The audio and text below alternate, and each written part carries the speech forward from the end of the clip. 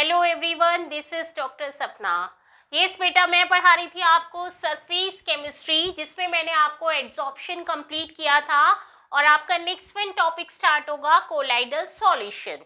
बेटा, colloidal solution में से 1 मार्क्स के क्वेश्चन आते हैं जो सिंपली आपके, जैसे आपने 10th क्लास में पढ़ा था, एक हमारा टिंडल इफेक्ट होता है, लाइट स्कैटर करता है due to the colloidal particles, और हमारे कि किस तरीके से ट्रू सॉल्यूशन एंड क्रिस्टलाइट जो हमारे कोलाइडल है और सस्पेंशन है, इनमें क्या क्या डिफरेंसेस होते हैं। 1 मार्क्स का क्वेश्चन आपका पूछ लिया जाता है। So let's start the colloidal solution. अगर हम बात करें कोलाइडल सॉल्यूशन क्या होते हैं, ये भी हमारे पार्टिकल्स होते हैं, और जो हम क्या देखते हैं, ट्रू सॉल्यूशन देखते हैं, ये भी पार्टिकल्स होते हैं। तो हम किस तरीके से डिफ्रेंशिएट करते हैं ट्रू सॉल्यूशन को और हमारा कोलाइडल सॉल्यूशन को और क्रिस्टलाइट को। तो जो हमारा ओल्ड कॉन्सेप्ट था, जिसमें हमारे थॉमस ग्राहम थे, इन्होंने क्या किया, उन्होंने देखा कि पार्टिकल्स हमारे जो डिफ्यूज़ करते हैं वो किस रेट के अकॉर्डिंग डिफ्यूज़ करते हैं। तो इसमें हमने क्या ऑब्जर्व किया कि थॉमस ने 2 टाइप्स को डिवाइड किया। जो हमारा फर्स्ट वन था वो हमारा था क्रिस्टलॉइड। अगर हम सिंपली देखें, नमक, कॉमन सॉल्ट, अगर आप पानी में डिफ्यूज करते हैं और उसको अगर वेजिटेबल और एनिमल मेम्ब्रेन किसी में से भी पास आउट करते हैं तो उसके मॉलिक्यूल्स ईजिली पास हो जाएंगे। क्यों हो जाएंगे? क्योंकि वो क्या है, स्मॉल साइज है। कोई भी चीज़ डिफ्यूज होती है तो मतलब क्या हुआ कि उसका साइज जो है पार्टिकल्स का स्मॉल है। अगर हम बात करें कोलाइडल्स की, कोलाइड सॉल्यूशन की, ये क्या होते हैं, नॉन क्रिस्टलाइन इन नेचर होते हैं, मतलब क्रिस्टल फॉर्म में नहीं मिलेंगे, और जो आपके क्रिस्टलॉइड्स हैं क्रिस्टल नेचर में होते हैं। और जब हम इसको पास करते हैं किसमें से, वेजिटेबल और एनिमल मेम्ब्रेन। वेजिटेबल मेम्ब्रेन क्या होती है, जो वेजिटेबल्स होते हैं उनकी जो मेम्ब्रेन होती है उसको हम क्या बोलते हैं, वेजिटेबल मेम्ब्रेन। जैसे हमारी स्किन है, ये भी हमारी क्या है, मेम्ब्रेन है, और ये क्या करती है, उन्हीं चीज़ों को एब्जॉर्व करती है जो हमारी परमीबल करती है, मतलब जो डिजायर्ड होती है। तो अगर इन हम कोलाइडल सॉल्यूशन को पास करते हैं तो ये डिफ्यूज नहीं होती है, that is important thing, that's why it is called colloidal solution. और जो हमारे क्रिस्टलॉइड होते हैं वो डिफ्यूज हो जाते हैं ईजिली वेजिटेबल और एनिमल मेम्ब्रेन में से, इसीलिए हम क्या बोलते हैं, क्रिस्टलॉइड। तो सिंपली हमने क्या बताया, according to the rate of diffusion, यहाँ पे क्या करा, हमने डिफ्यूज किया है, थॉमस ग्राहम ने क्या करा है, डिफ्यूज किया है। किस किस को किया है, क्रिस्टलॉइड और कोलाइड। अगर पास हो जाते हैं तो वो हमारा क्या होता है, क्रिस्टलॉइड होता है, और अगर पास नहीं होता है तो वो हमारे क्या होते हैं, कोलाइड्स होते हैं। पर हमने क्या देखा कि सिंपल सिचुएशन में, for example you are taking the NaCl solution, NaCl जो नमक होता है, अगर मैं उसको पानी में डिसॉल्व करती हूँ, सिंपली पानी में करती हूँ, तो वो क्या हो जाता है, डिसॉल्व हो जाता है, ठीक। और अगर मैं उसको बेंजीन में करती हूँ, ठीक, तो वो क्या करता है, बिहेव एज ए कोलाइड्स।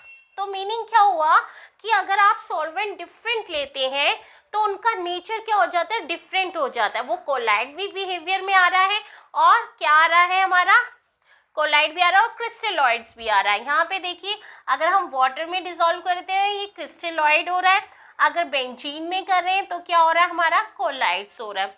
तो that is not true according to the Graham. अगर हम सिंपली इसके कॉन्सेप्ट के अकॉर्डिंग देखें तो that is the wrong. There is a limitation कि अगर हम सॉल्वेंट की कैटेगरी को चेंज कर दें तो हमारा क्रिस्टलॉइड भी हो सकता है मे बी, और कोलाइडल भी हो सकता है। तो ये क्या है, एक तरीके से गलत है। तो इसीलिए हमारा जो नेक्स्ट क्लासिफिकेशन हुआ कोलाइडल सॉल्यूशन का, वो अकॉर्डिंग टू द रेट हुआ। अकॉर्डिंग टू द रेट नहीं, according to the size of the particles.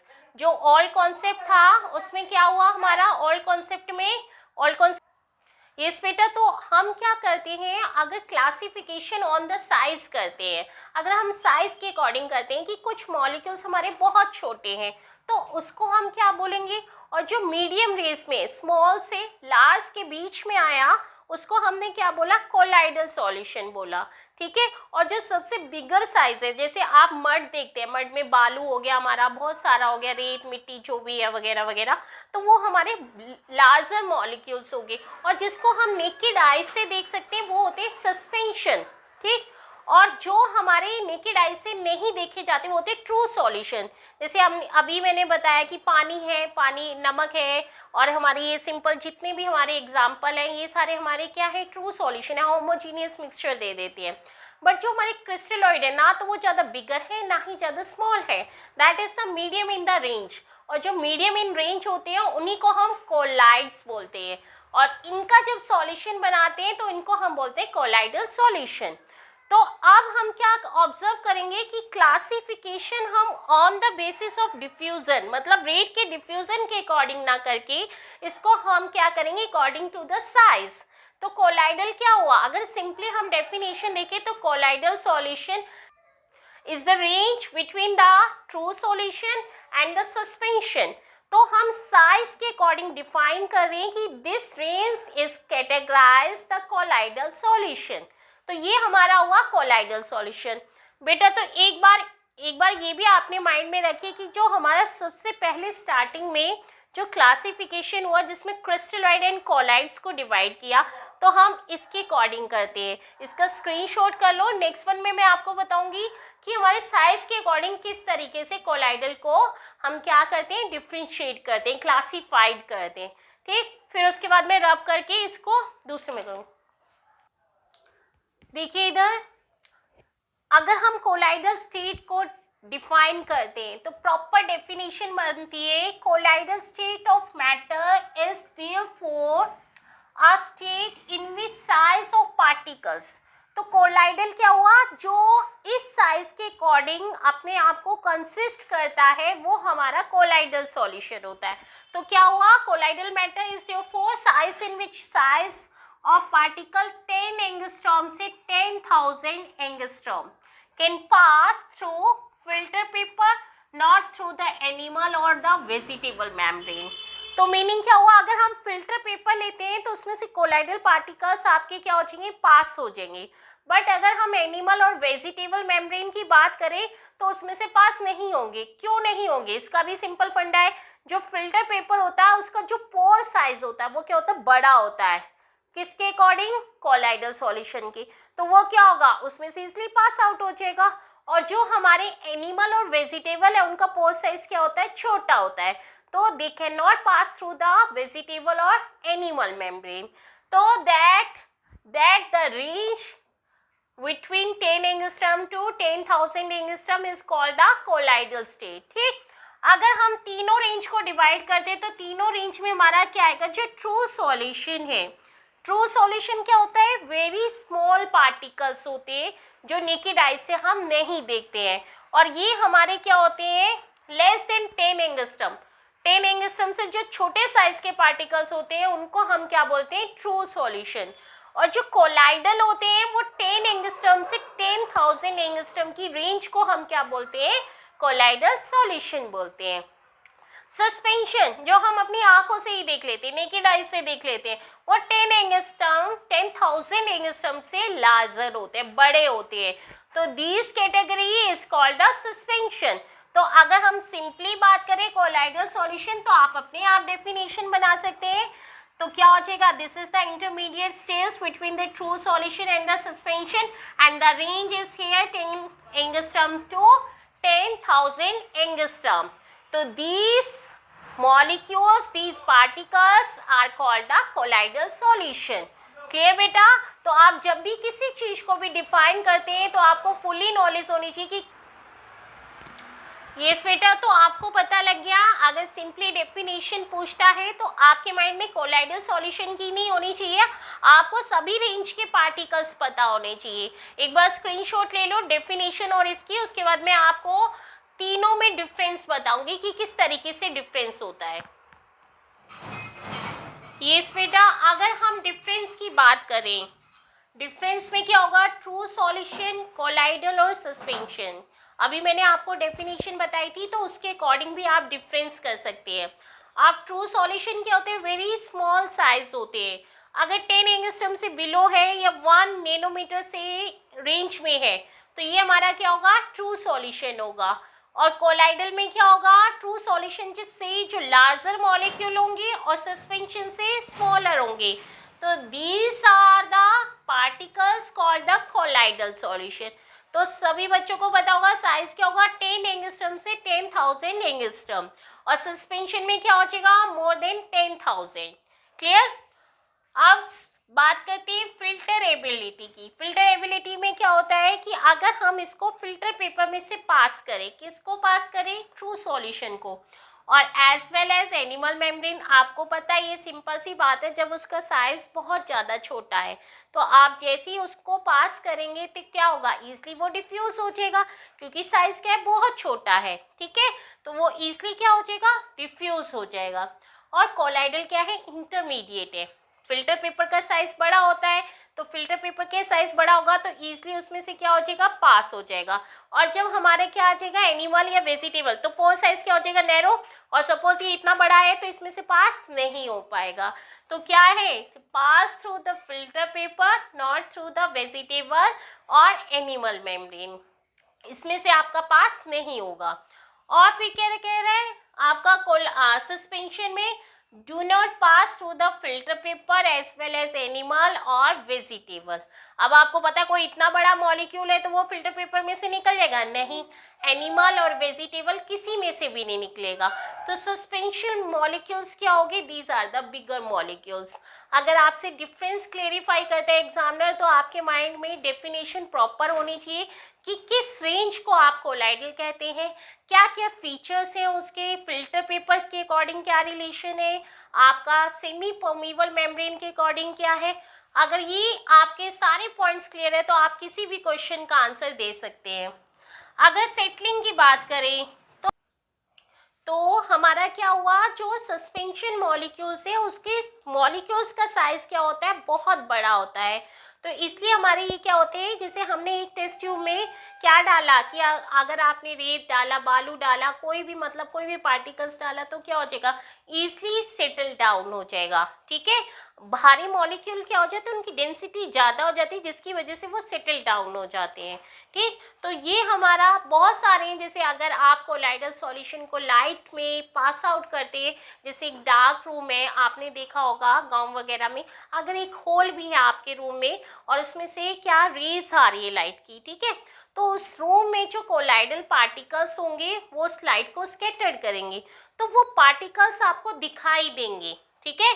क्यों दिखाई देंगे, क्योंकि जो हमारे कोलाइडल पार्टिकल्स होते हैं उनकी टेंडेंसी होती है कि वो लाइट पार्टिकल्स को स्कैटर्ड करते हैं, और ट्रू सॉल्यूशन और सस्पेंशन में ऐसा कोई भी प्रॉपर्टी नहीं होती कि वो लाइट को स्कैटर्ड करते हैं, ठीक। तो ये सारे आपके पॉइंट्स क्लियर होने चाहिए कि हम कोलाइडल की बात करें तो क्या प्रॉपर्टी आनी चाहिए, जैसे टिंडल इफेक्ट आप आगे पढ़ोगे, जो कौन टाइप शेप बनाता है वो क्यों बनाता है, क्योंकि वो स्कैटर कर रहा है, ये इसकी मोस्ट इम्पॉर्टेंट प्रॉपर्टी होगी। और हमारी ये पॉइंट्स मैंने आपको क्लियर कर ही दिए। और अगर हम बात करें कि हमने क्या लिया, स्टार्च लिया, सेलुलोज लिया, कुछ भी लिया, हम क्या देखते हैं, अगर सिंपली हम सॉल्यूशन देखें, जैसे सॉल्यूशन चैप्टर में पढ़ा था, अगर लोअर अमाउंट है किसी चीज़ का तो उसको हम सॉल्यूट बोलते हैं, अगर लार्जर अमाउंट है तो हम उसको सॉल्वेंट बोलते हैं। अगर हम according to the colloidal solution की बात करें तो क्या होगा, कोलाइडल सॉल्यूशन में जो चीज़ आपकी डिसॉल्व हो रही है उसको हम क्या बोलेंगे, डिस्पर्स फेस, और जिसमें डिसॉल्व हो रही है वो हमारा क्या हो जाएगा, सॉल्वेंट, और सॉल्वेंट को हम बोलते हैं डिस्पर्जन मीडियम। सपोज हमने ऑयल को पानी में डिसॉल्व किया तो पानी क्या हुआ बेटा, सॉल्वेंट, ऑयल क्या हुआ आपका, सॉल्यूट। तो ये हमारा क्या हो गया, सॉल्यूट प्लस सॉल्वेंट सॉल्यूशन होता है। अगर हम कोलाइडल की बात करें तो क्या होता है, डिस्पर्स्ड और dispersion medium, that is forming the colloidal solution. Clear. तो ये हमारा कोलाइडल सॉल्यूशन होता है। तो इसी तरीके से हम सॉल्यूट और सॉल्वेंट मतलब डिस्पर्स इन डिस्पर्जन मीडियम की बात बताएंगे according to the colloidal solution. बेटा स्क्रीनशॉट ले लो और मैं इसको रब करती हूँ जिससे आपका टाइम वेस्ट ना हो, और मैं लिखूंगी नहीं, मैं सीधा आपको दिखा दूंगी। यस बेटा, अगर हम बात करते हैं ट्रू सॉल्यूशन की, जैसे मैंने अभी आपको बताया था कि सॉल्यूशन किससे मेड ओवर होता है, सॉल्यूट प्लस सॉल्वेंट, तो हमारा क्या बना, सॉल्यूशन बना, ठीक है। अगर हम कोलाइडल सिस्टम की बात करते हैं तो जो सॉल्यूट होता है उसको हम क्या बोलते हैं, डिस्पर्स्ड फेज। मतलब जो चीज़ आपकी डिसॉल्व हो रही है उसको हम क्या बोलेंगे, डिस्पर्स्ड फेज बोलेंगे। और सॉल्वेंट क्या होगा हमारा, डिस्पर्जन मीडियम, मीनिंग जिसमें हम डिसॉल्व कर रहे हैं जिस पर्टिकुलर फेज में, तो वो हमारा क्या हुआ, डिस्पर्जन मीडियम। तो हमारा इससे क्या फॉर्म होगा, कोलाइडल सॉल्यूशन। तो अगर आप कोलाइडल सॉल्यूशन की बात करते हैं तो हमें सॉलिड सॉल्वेंट यूज नहीं करना है, हमें क्या बोलना है, डिस्पर्स्ड फेज और डिस्पर्जन मीडियम। अगर मैं सपोज बताऊं कि डिस्पर्जन मीडियम के अकॉर्डिंग आप क्लासीफाई करिए कि कोलाइडल सॉल्यूशन क्या है, किस टाइप के है। अगर सिंपली अगर हमारा जो डिस्पर्जन मीडियम है वो वाटर है, क्या है, वाटर है, मतलब कोई भी आपने लिया है उसमें डिस्पर्जन मीडियम क्या है, पानी में आपने डिसॉल्व किया है, तो वो जो हमारा कोलाइडल सॉल्यूशन होगा वो क्या होगा, एक्वा। एक्वा का मतलब भी पानी होता है और हाइड्रा का मतलब भी क्या होता है, पानी होता है। तो हाइड्रोसोल और एक्वासोल, क्लियर। तो ये हमने क्या कहा, डिस्पर्जन मीडियम, एक एक नंबर में पूछ लिया जाता है। फिर आया हमारा एल्कोहल। आपको पता है वाटर जो होता है हमारा पोलर होता है और एल्कोहल क्या होता है, नॉन पोलर होता है। अगर हम नॉन पोलर में डिसॉल्व करते हैं तो ये क्या बनेगा, एल्कोसोल बनेगा। क्या बनेगा, एल्कोसोल। तो क्वेश्चन ये आ जाएगा कि इसमें डिस्पर्जन मीडियम क्या है, एल्कोसोल में, तो आप क्या बताएंगे, एल्कोहल। अगर बेंजोसोल है तो बेंजोसोल में क्या होगा, बेंजीन। क्या होगा, बेंजीन, ये भी नॉन पोलर है। तो अगर बेंजीन में आप कोलाइडल सॉल्यूशन बना रहे हैं तो हम उसको क्या बोलेंगे, बेंजोसोल। और गैसेस है, गैसेस का मतलब जैसे hydrogen, oxygen, nitrogen, any one, तो उसको बोलेंगे एरो। एरो का मतलब क्या होता है, एरी मीडियम। एरी का मीडियम क्या होता है, जिसमें सारी हमारी गैसेस होती है। तो according to the phase of dispersion medium we are classified the colloidal solution and what will be the name according to the dispersion medium. ये क्वेश्चन अराइजेस होता है, ठीक। तो ये हमारा डिस्पर्जन मीडियम हो गया। अगर सपोज डिस्पर्स फेज है, हम लिक्विड को सॉलिड में डिसॉल्व कर रहे हैं, किसको कर रहे हैं, लिक्विड को सॉलिड में कर रहे हैं, तो हमारा एक स्पेशल टर्म यूज होता है सोल। क्या होता है, जैसे यहाँ पे सोल, तो सोल का मीनिंग क्या है, यहाँ पे जो हमारा डिस्पर्जन मीडियम है वो क्या है, सॉलिड है, ठीक है। तो यहाँ हम क्या बोलेंगे, इसको सोल बोलेंगे। अगर लिक्विड लिक्विड है तो हमारा क्या होता है, इमल्शन होता है। क्या होता है, इमल्शन। इमल्शन में भी एक क्वेश्चन आ जाते हैं, जैसे ऑयल को वाटर में आपने डिसॉल्व किया, जैसे कुछ ड्रॉप आपने ऑयल की पानी में डाली, तो आप देखते हैं ऑयल मिक्स नहीं होता है वाटर में, वो क्या बनाता है, इमल्शन बनाता है। क्योंकि ऑयल हमारा नॉन पोलर है, वाटर क्या है, पोलर है, तो दोनों जब कंडीशन आ जाती है तो वो क्या बना देता है, इमल्शन बना देता है, ठीक। सोल्स मैंने आपको बता दिया, एरो भी बता दिया। तो इसी तरीके से हम कोलाइडल सॉल्यूशन को क्लासिफाइड करते हैं। अब नेक्स्ट वीडियो में मैं आपको पढ़ाऊंगी क्लासिफिकेशन, मतलब किस तरीके से डिस्पर्स फेज और डिस्पर्जन मीडियम में क्लासिफाइड करती है। और बेटा जो भी आपको प्रॉब्लम होती है, आपके जितने भी फ्रेंड्स हैं उनको मेरी वीडियो शेयर करिए, जिससे बच्चों की हेल्प हो। मेरा प्रॉपर एम जो है, टारगेट है कि बच्चे जो क्लासेस में नहीं समझ पाते हैं, अगर ऑनलाइन मीडियम के थ्रू उनको समझ में आता है तो लाइक शेयर करें, सब्सक्राइब करिए। जब आप 12 पास हो जाएंगे तो अनसब्सक्राइब कर दें, पर इसको करिए, क्योंकि मैं भी क्या कर रही हूँ, मेहनत कर रही हूँ, और मेहनत अगर मेरी काम में आएगी आपके लिए तो मुझे भी अच्छा फील होगा। तो बेटा अच्छे से लाइक शेयर करिए। Thank you so much.